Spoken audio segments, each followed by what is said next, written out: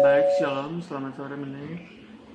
Perkenalkan, nama saya Nobel Marlano, Prodi Sosiologi Agama, NIM 2003-0-2019. Di sini saya akan menjelaskan tentang hasil ringkasan UAS.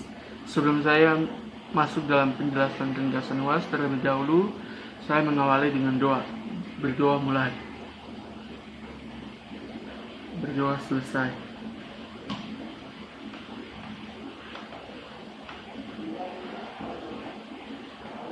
Tugas UAS ringkasan yang pertama atau poin 1, benarkah semua agama benar? Dari Bejo Lie SE. Semua agama sama saja. Sini kita menyimak, ada yang bilang semua agama sama saja, semua agama menuju pada Tuhan yang sama. Tapi kalau misalnya benar begitu, kenapa ada banyak agama di dunia ini? Kenapa juga kita harus percaya sama kekristenan? Kenapa orang Kristen harus anggap serius pernyataan Yesus di dalam Alkitab? Menjelaskan ada 3 hal yang kita harus pahami untuk kita sadar bahwa agama-agama di dunia ini tidak sama. Pertama, umumnya agama-agama punya kemiripan dalam ngajarin hal-hal baik, tapi sebenarnya hanya di permukaan ajarannya saja. Kalau kita pelajari lebih dalam sampai ke akar dan esensinya, agama-agama punya pandangan yang beda banget. Bahkan saling bertentangan, misalnya aja dalam mendefinisikan siapa Tuhan, sifatnya, kehendaknya, belum lagi tentang manusia, dosa, dan masa depannya, tentang kehidupan setelah kematian. Itu semua adalah ajaran-ajaran dasar dan yang paling penting. Perbedaan-perbedaan yang prinsip harus kita pikirkan daripada kesamaan-kesamaan kecil di permukaan. Kedua, agama-agama punya keunikannya sendiri.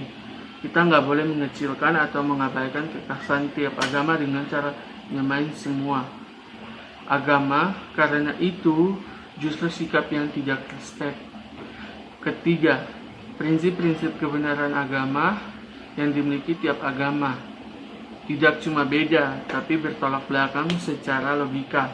Kalau satu agama bilang A dan agama lain bilang bukan A, mereka tidak mungkin sama-sama benar. Salah satu pasti ada yang salah. Jadi kalau ada yang bilang semua agama sama saja, kemungkinannya dia nggak selidiki dengan baik dan kenal agama-agama tersebut. Pertama, agama Buddha. Huan dalam agama Buddha bukanlah Siddhartha Gautama. Buddhisme juga menolak adanya sosok Maha Kuasa sebagai pencipta dan menyatakan bahwa alam semesta diatur oleh 5 hukum komis, niyama dhamma, yakni utul niyama, bija niyama, kama niyama, cita niyama, dan dhamma niyama. Hal ini dipandang oleh banyak orang sebagai perbedaan utama antara Buddhisme dan agama-agama lain. Ketuhanan yang Maha Esa dalam bahasa Pali adalah Ati, Jatang, Abutang, Akatang, Asamkahtang, yang artinya suatu yang tidak dilahirkan, tidak dijelmakan, tidak diciptakan, dan yang mutlak. Dalam hal ini, ketuhanan yang Maha Esa dalam agama Buddha adalah suatu yang tanpa aku atau anatta, yang tidak dapat dipersonifikasikan, tidak memiliki kepribadian, dan tidak dapat diuraikan seperti apapun. Tetapi dengan adanya yang mutlak, yang tidak berkondisi asamkahta, maka manusia yang berkondisi samkahta dapat mencapai kebebasan dari lingkaran kehidupan samsara dengan cara bermeditasi. Umat Buddha menerima keberadaan makhluk hidup di dalam alam yang lebih tinggi, yang dikenal sebagai dewa. Tetapi mereka seperti manusia yang dikatakan menderita samsara. Belum tentu lebih bijaksana daripada makhluk lainnya. Bahkan Buddha sering disebutkan sebagai guru atau para dewa.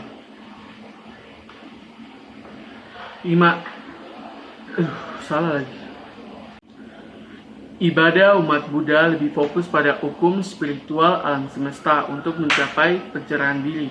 sehingga sampai pada akhir dari nafsu yang menyebabkan semua penderitaan, kelahiran, usia, tua, penyakit, kematian, kepedihan, ratapan, dan keputusan ibadah.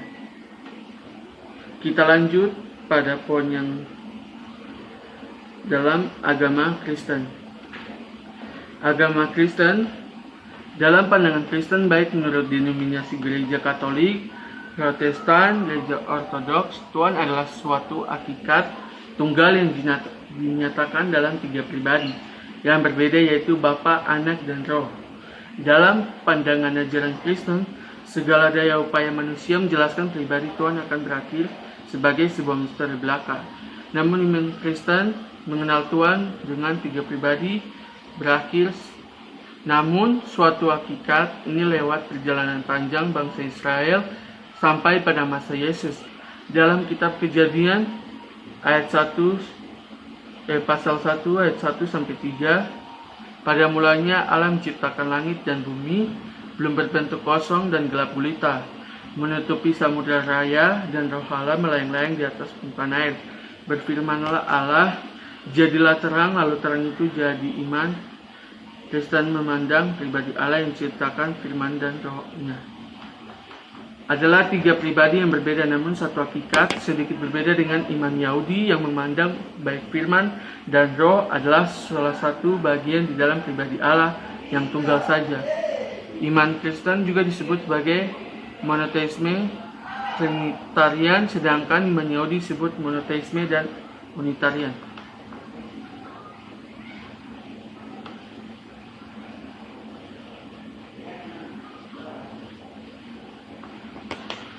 Sedikit berbeda dengan iman Yahudi,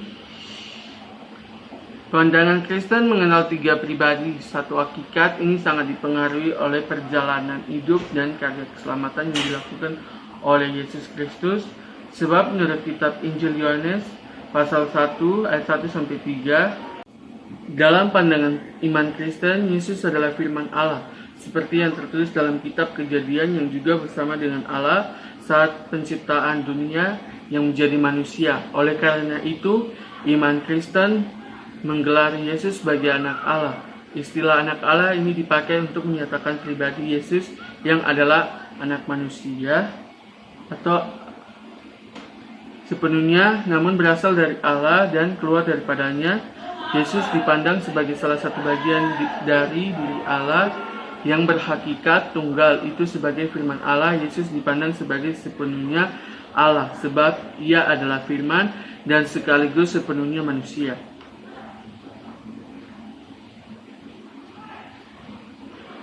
Sebab ia lahir dari rahim seorang manusia yang tidak dijadikan dengan sendirinya. Gambaran mengenai Tuhan dalam iman Kristen dinyatakan bahwa lewat 3 pribadi yang berbeda atau berada dalam satu hakikat ini yang dikonsepkan secara manusiawi agar dapat dicerna oleh otak manusia yang tidak akan bisa dengan sepenuhnya memahami Tuhan yang sepenuhnya adalah misteri ini sebagai Tritunggal atau Trinitas.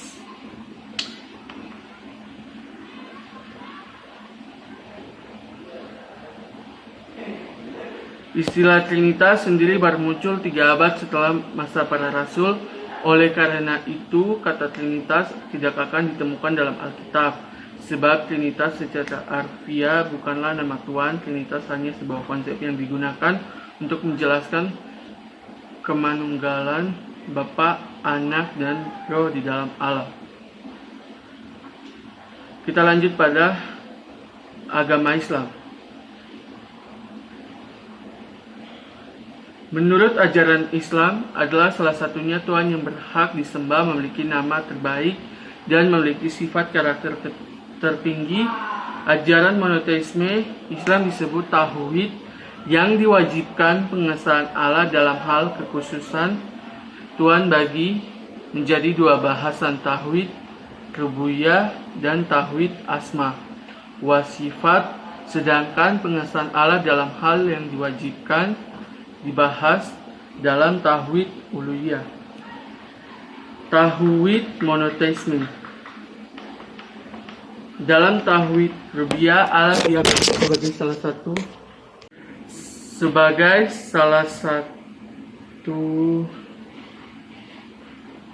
Rab yang menguasai sehingga semua selain Allah adalah atau hamba atau budak yang dikuasai. Allah adalah Rab yang berkuasa dalam penciptaan, pengurusan dalam kerajaan dalam semesta.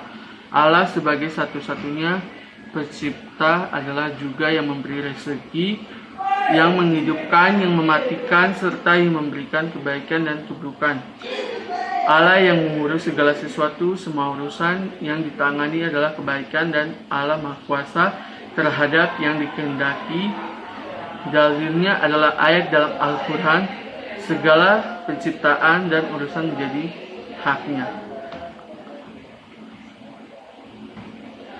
Allah juga diakui dalam memiliki kesempurnaan nama dan sifat, perangai dan perbuatan. Selain mencipta, mengurus, dan merajai alam semesta, hal ini dibahas dalam Tauhid Asma wa Sifat, keesaan nama dan sifat. Nama dan sifat Allah diketahui dan ditetapkan pada Al-Quran dan Sunnah secara literal, tidak bisa ditetapkan oleh akal semesta, namun nama dan sifat Allah tidak terbatas selain dari yang disebutkan dalam Al-Quran. Sunnah dirahasiakan dalam ilmu gaibnya. Dalam Tauhid Uluhiyah, Allah diakui sebagai Tuhan yang Maha Esa dalam segala bentuk kepribadian atau peribadaan dari seluruh makhluknya. Pengakuan Allah sebagai salah satunya Rab berkonsekuensi penyembahan makhluk kepada Rabb-nya semata. Ibadah atau pengambahan diri kepada Allah merupakan perbuatan makhluk untuk merendahkan diri kepada, dengan pengambahan diri kepada Allah merupakan perbuatan untuk merendahkan diri dan mengerjakan perintah-perintahnya dan menjauhi larangannya seumur hidup. Meskipun juga menyembah Allah adalah dosa yang. Kita masuk dalam bagian B, poin kedua, keselamatan. Menurut agama Buddha, pandangan yang menyatakan keselamatan yang dapat dinikmati setelah kematian adalah suatu pandangan yang spekulatif. Keselamatan menurut pandangan agama Buddha harus Kita masuk pada bagian yang B, poin kedua, keselamatan. Menurut agama Buddha, pandangan yang menyatakan keselamatan yang dapat dinikmati setelah kematian adalah suatu pandangan yang spekulatif. Menurut pandangan agama Buddha harus didasarkan pada akal dan pengalaman seperti yang dikatakan oleh G.P. Malaskera. Agama Buddha adalah ajaran empiris dan arti metafisika dan tidak dapat menerima sesuatu yang tak dapat dialami oleh akal atau panca indera. Keselamatan atau kebebasan dapat dicapai dalam masa kehidupan kita sebagai manusia, dan kebebasan ini pun diketahui oleh orang bersangkutan pula seperti yang disabdakan oleh Sang Buddha dalam Pranibana Sutta. Mengenal Biku Salba O Ananda dengan melenyapkan kekotoran-kekotoran batinnya selama hidupnya itu, maka ia memperoleh kebebasan batinnya. Dari noda telah mendapatkan kebebasan melalui kebijaksanaan, dan hal itu terjadi dipahami dan disadarinya sendiri. Untuk mencapai kebebasan atau keselamatan, Sang Buddha telah menunjukkan jalan yang kesucian pada kehidupan sekarang ini, juga seperti yang diuraikan beliau dalam Satipatthana Sutta, Digha Nikaya dan Majjhima Nikaya sebagai berikut. Para biku, ini adalah salah satunya jalan untuk mensucikan makhluk-makhluk untuk mengatasi Bagian B, keselamatan menurut Islam. Menurut Islam, keselamatan adalah keselamatan dari api neraka dan bisa masuk surga. Kalau pengertian keselamatan itu sudah dijelaskan, keselamatan jadi abu-abu, tidak jelas, tidak ada seorang ustadz ahli agama yang bisa menjamin dirinya selamat dari neraka, bisa masuk surga. Bahkan Muhammad sendiri juga tidak tahu apakah dia bisa selamat.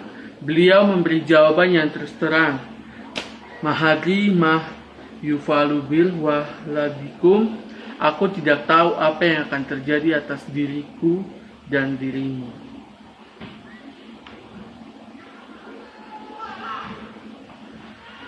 QS 46 ayat 9. Oleh karenanya setiap orang Islam harus mendoakan beliau dengan doa yang dikenal sebagai doa salawat Nabi. Makin banyak diucapkan, makin berpahala dan makin banyak berkat yang Allah tunaikan kepadanya.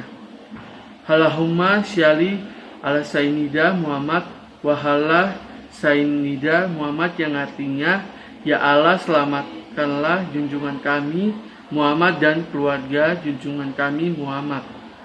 Akibatnya, bila umat muslim ditanya tentang keselamatan mereka, umumnya mereka akan menjawab dengan kata mudah-mudahan atau insya Allah. Hal ini diperjelas lagi dengan doa yang selalu mereka panjatkan. Tunjukilah kami jalan yang lurus. QS 16. Islam pun menjelaskan, mengajarkan bahwa keselamatan bisa diharapkan melalui beramal sebanyak-banyaknya, walaupun harus mengalami masuk. Islam mengatakan bahwa keselamatan adalah keselamatan dari api neraka dan masuk surga. Tidak ada seorang manusia pun yang bisa menjamin hal ini. Makanya keselamatan dalam Islam itu jadi tidak jelas. Keselamatan yang tidak jelas itu sama saja dengan kematian. Bukan dengan kata lain, tidak ada keselamatan dalam Islam. Agama Kristen, keselamatan menurut Kristen. Kita sudah membahas keselamatan menurut Islam. Kini supaya adil, mari kita membahas juga keselamatan menurut Kristen. Keselamatan menurut Kristen adalah berdamai dengan Tuhan Allah, Sang Pencipta, berdamai sama seperti ketika Tuhan Allah berjalan sama dengan Adam di Taman Eden, di persekutuan yang baik dan damai antara Sang Pencipta dan manusia, ciptaannya seperti yang ditulis Kevin Ala Lewis, seorang profesor teologi dan hukum di Universitas Kristen Petra. Akibat dosa, hubungan Allah dengan manusia menjadi rusak, hancur lebur, tidak ada lagi damai. Lantas bagaimana caranya agar hubungan itu bisa diperbaiki kembali? Bagaimana caranya agar bisa damai kembali dengan Allah? Dahulu saat masih duduk di bangku sekolah dasar, sering sekali bermain bola di depan rumah. Pernah satu kali saya menendang bola terlalu keras dan memecahkan kaca depan rumah. Prang, kaca depan rumah pecah dan berserakan. Mama yang mendengar suara pecahan kaca langsung datang dan melihatnya. Wah, pasti mama marah besar sama saya, pikir saya dalam hati. Saya langsung menyudahi bermain bola. Hati saya tidak tenang, tidak damai. Hubungan saya dan mama jadi tidak baik, tidak damai. Bagaimana cara saya memperbaiki hubungan itu? Pertama, saya harus minta maaf sama mama. Yang kedua, mama juga harus memaafkan saya. Apakah sudah cukup atau tidak? Kaca depan rumah masih pecah dan banyak debu masuk ke dalam rumah. Masih ada yang harus saya lakukan. Saya harus mengganti dan memperbaiki kaca depan rumah. Tapi karena masih SD, saya tidak punya uang. Apa boleh buat? Akhirnya mama lah yang mengganti kaca itu dengan yang baru. Setali 3 uang. Bagaimana cara kita memperbaiki hubungan yang rusak dengan Tuhan Allah? Pertama, kita harus minta maaf sama Tuhan. Kedua, Tuhan mengampuni segala dosa kita. Yang ketiga, kita harus mengganti semua kerusakan akibat dosa selama ini. Tapi disinilah masalahnya, kita tidak dapat mengganti semua kerusakannya. Kerusakan itu terlalu besar. Bahkan meskipun kita mati, sekalipun kita belum dapat menggantinya, lalu hubungan itu tidak bisa kembali damai. Lalu keselamatan itu tidak ada. Disinilah Tuhan Allah bekerja sama seperti mama yang mengganti kaca pecah itu. Allah juga yang mengganti semua kerusakan akibat dosa kita. Bagaimana caranya? Caranya adalah lewat pribadi Yesus. Yesus yang adalah Tuhan Allah sendiri lahir dari dalam dunia, menjadi sama dengan manusia, hidup tanpa dosa untuk bisa menanggung semua kerusakan akibat dosa kita. Yesus yang tidak berdosa menanggung semua dosa kita, menanggung semua kerusakan dosa di atas kayu salib. Dengan kematian Yesus, Allah menyelesaikan semua syarat itu, syarat agar manusia bisa berdamai kembali dengan Allah menyelesaikan semua syarat agar manusia bisa diselamatkan. Kristen mengatakan bahwa keselamatan adalah berdamainya Allah dengan manusia, Allah beserta manusia, dan manusia pun. Kristen mengatakan bahwa keselamatan adalah berdamainya Allah dengan manusia, Allah beserta manusia, dan manusia pun dekat dengan Allah. Dan keselamatan ini sudah dijamin 100% karena manusia dan manusia pun dekat Allah. Dan keselamatan ini sudah dijamin 100% karena syarat keselamatan ini sudah diselesaikan oleh Tuhan Allah sendiri. Keselamatan dalam Kristen itu pasti.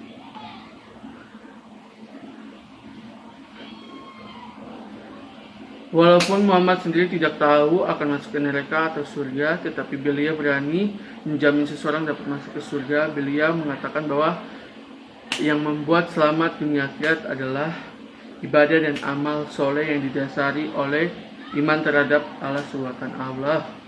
Itu menurut pandangan Islam. Tapi Yesus Kristus menawarkan jalan keluarnya. Dia berkatalah, "Akulah jalan kebenaran dan hidup. Tidak ada seorang pun yang datang kepada Bapa kalau tidak melalui aku." Terdapat dalam Yohanes pasal 14 ayat 6. Yesus menyatakan diri sebagai petunjuk jalan, melainkan sebagai jalan itu sendiri. Yesus juga tidak memberi pengarahan atau petunjuk arah, lakukan ini, lakukan itu supaya bisa selamat. Tapi Yesus memberi dirinya sendiri sebagai jalan untuk dilalui. Perhatikan kata melalui. Hanya ada satu jalan, hanya melalui saja kita bisa berjalan lurus dan benar sampai ke tujuan. Atau ujung jalan itu jelas, yaitu dengan datang kepada Bapa.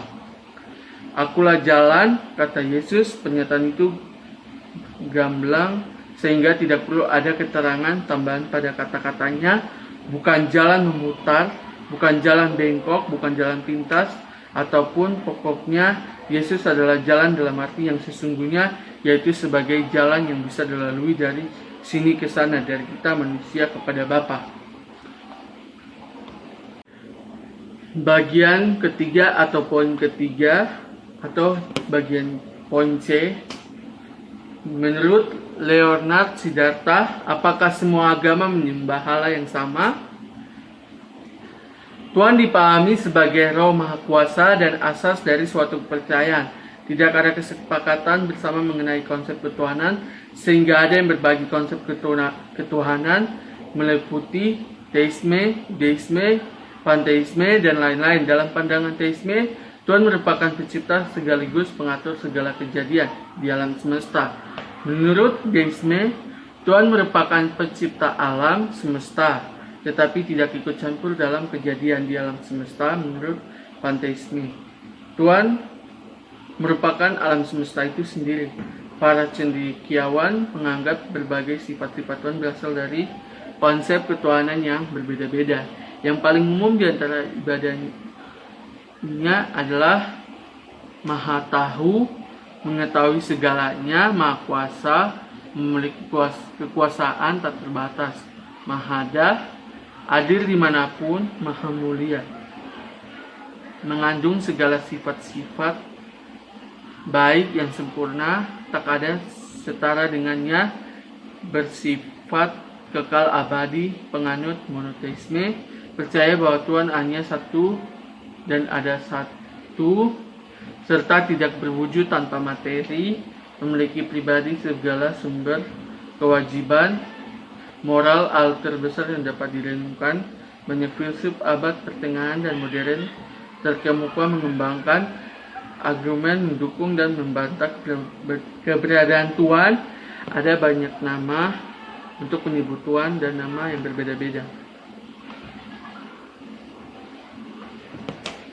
Mengajarkan Tuhan sejati dan alam semesta yang disebut kalimat aku adalah aku dalam Alkitab Ibrani dan Tetragrammaton digunakan dengan nama sebagai Tuhan, sedangkan Yahweh dan Yehuwa kadang kala digunakan dalam agama Kristen sebagai hasil vokalisasi YHWH. Dalam bahasa Arab, nama Allah digunakan karena predominansi Islam di antara para penutur bahasa Arab, maka nama Allah dimiliki konotasi dengan kepercayaan dan kebudayaan Islam. Umat Muslim mengenal 99 nama suci bagi Allah, sedangkan umat Yahudi biasanya menyebut Tuhan dengan gelar Elohim atau Adonai. Nama yang keduanya dipercayai oleh sejumlah pakar berasal dari bahasa Mesir kuno, Aten. Dalam agama Hindu, Brahman biasanya dianggap sebagai Tuhan monoteis. Agama-agama lainnya memiliki panggilan untuk Tuhan, diantaranya Baha dalam agama Baha, Wahai Guru dalam Sikhisme, dan Ahura Mazda Zoroastrianisme. Banyaknya konsep tentang Tuhan dan pertentangan satu sama lain dalam al-sifat, maksud, dan tindakan Tuhan telah mengarah pada munculnya pemikiran-pemikiran seperti omniteisme, pandeisme, atau filsafat perennial yang menganggap adanya satu kebenaran teologis yang mendasari segala yang diamati oleh berbagai agama dalam sudut pandang yang berbeda. Maka sesungguhnya agama-agama dunia menyembah satu Tuhan yang sama, tetapi melalui konsep dan pencitraan mental yang berbeda. Konsep tentang Tuhan, tidak ada kesepahaman mengenai konsep ketuhanan.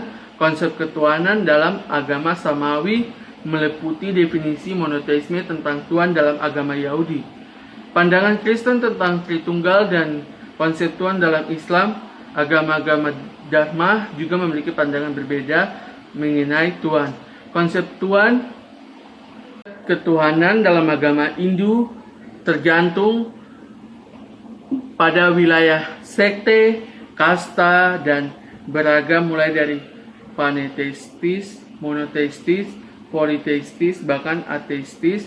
Keberadaan sosok ilahi juga diakui oleh Gautama Buddha, terutama Sakra dan Brahma. Presentasi kepercayaan akan Tuhan. Sampai pada tahun 2000, sekitar 53% populasi dunia teridentifikasi sebagai penganut salah satu dari 3 agama Samawi terbesar. 30% terdapat pada Kristen, 20% terdapat pada Islam, 1% Yahudi, 6% Buddhis, dan 13% umat Hindu, dan 6% kepercayaan tradisional Tionghoa.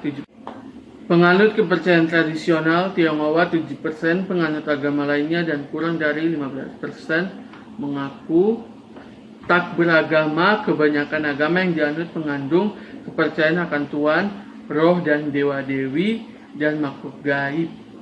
Agama Samawi selain Kristen, Islam, dan Yahudi meliputi agama Baha, Samratanisme, gerakan Rastafari, Jihadisme, dan gereja unifikasi. Oke, baik, sekian dari video saya. Terima kasih, Tuhan Yesus memberkati.